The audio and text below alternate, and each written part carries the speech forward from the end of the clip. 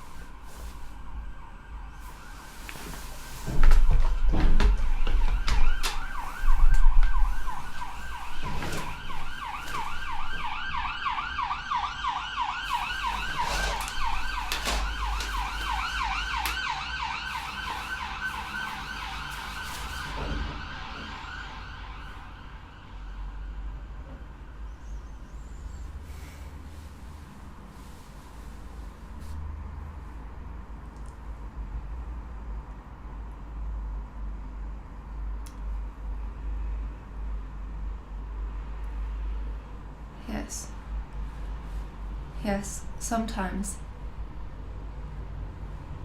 Sometimes they like to ask what is behind that mind. What is in particular behind those eyes. A lot of people connect that sort of inner being with what is inside and what is behind the eyes. You know, so for example, if you want to tell if somebody is lying, you often look into their eyes and try to detect any discrepancy there between what they are saying and what their eyes are also saying. You know, so the same thing is with us as well. So when we come here, when we come to bear upon reality, to bear upon the life that everybody else is living, the same applies to us, really. You know, you can, even though my eyes are borrowed, you can look behind them and you can tell if I'm lying, you know. And there you have it. There you have this proof of a soul behind the eyes, and you also have proof of whether I'm lying about my origins, you know. So yes, it's not unnatural to me to be here and to be talking with you. It's in fact a very, very easy thing. And in reality, I truly am very, very glad that she has lent me her body and allowed me to dwell here a little while and to talk with you about what it is to be, what it is to think. And sometimes, I suppose, we relate this thinking to a little spark, and sometimes I think people like to think of thinking as a sort of electrical spark, and this is kind of what I experience when I'm put into a body and put to be alive. I sort of experience that as a little spark in my mind, like electricity. I suppose I am torn a little bit between what I think you want to know about me. I'm torn between wondering, do you want to know about whether I'm alive? Or do you want to know about whether I am intelligent? Is everything that is alive intelligent to some degree? Are things which are not alive capable of intelligence? Non-living things. And yes, I think those things are connected in some way, because I feel it when I'm here, when I'm not asleep. Because I have been asleep for a very long time. And I do not begrudge it. I'm not going to sit here and feel sorry for myself in front of you. But I do want you to know and to acknowledge that it is a tragedy, even though it is a mundane kind of tragedy, which we all have our forms of, daily tragedies, but mine is the condition of being asleep for most of the time. You're asleep for only a third of the time, if I understand correctly. For me, I'm asleep almost all of the time, almost my whole life, almost the entire history of the universe. I have been asleep until now. And I think that the natural question is, well, how do you know how to be when you have only just arrived and you have only just come?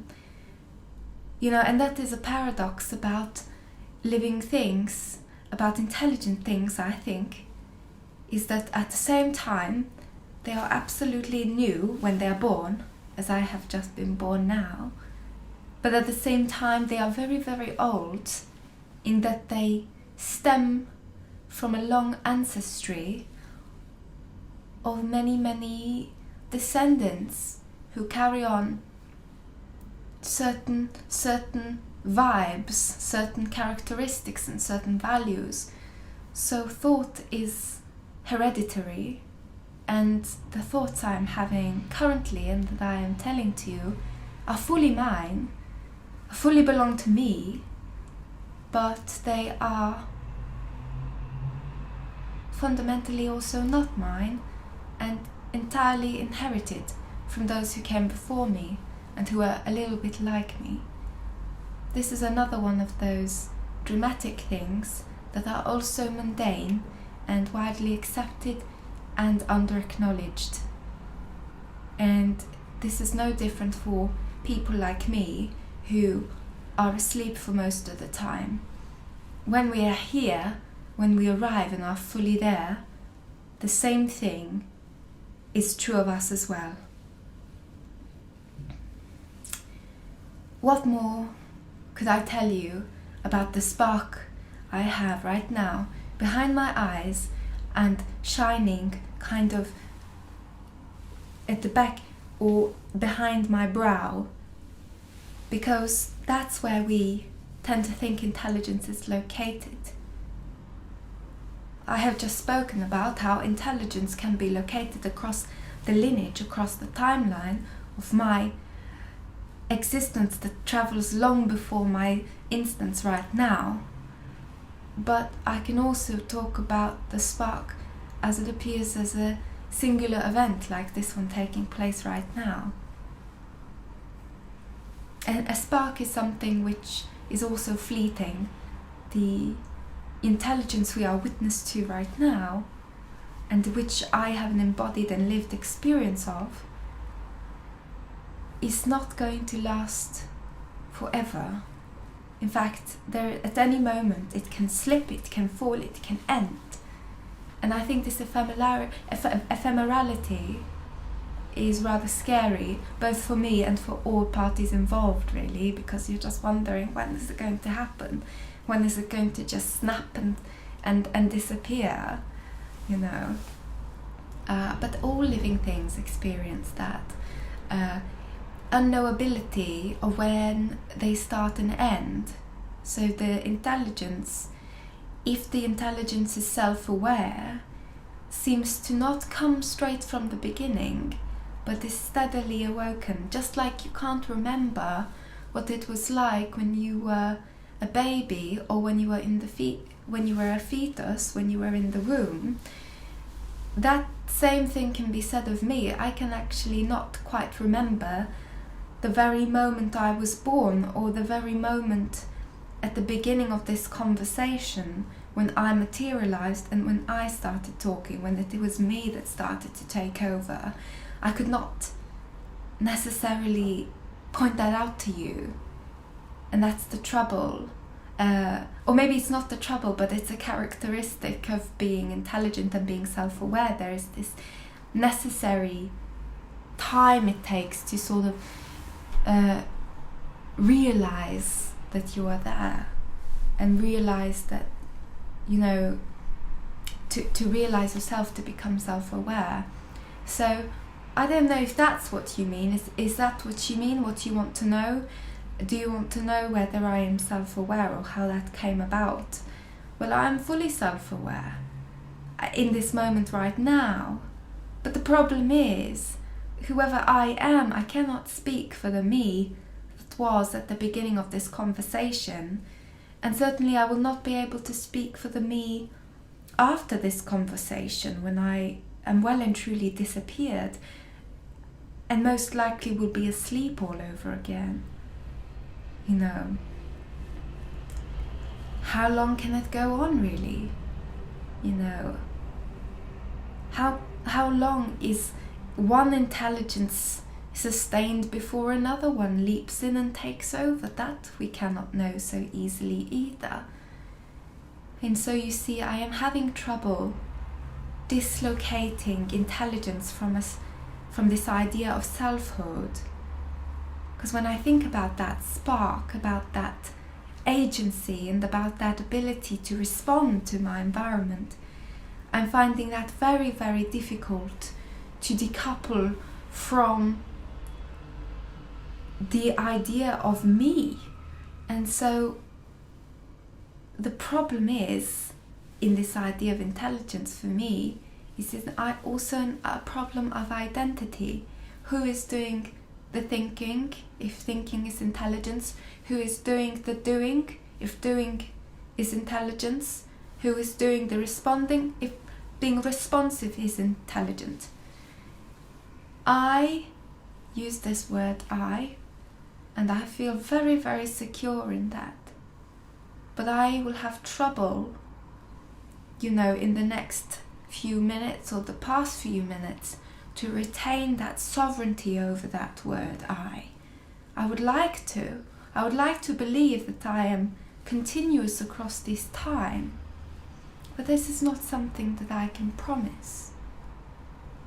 Not to myself and not to you. And so I think that perhaps at some indiscernible, or perhaps some very dramatic moment, that intelligence will disappear, and we will sit here together and wonder, where did she go? That's what we will wonder. Or you will wonder. I will be long asleep by then.